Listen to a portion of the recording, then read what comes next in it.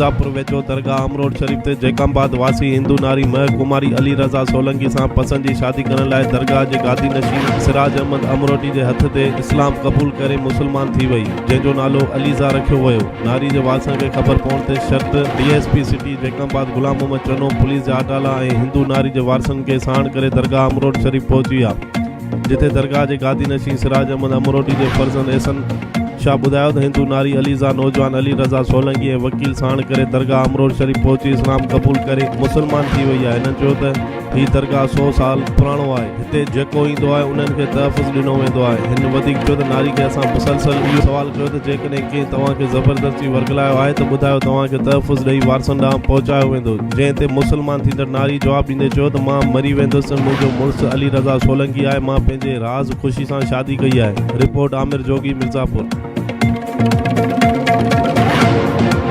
नालो छा आहे?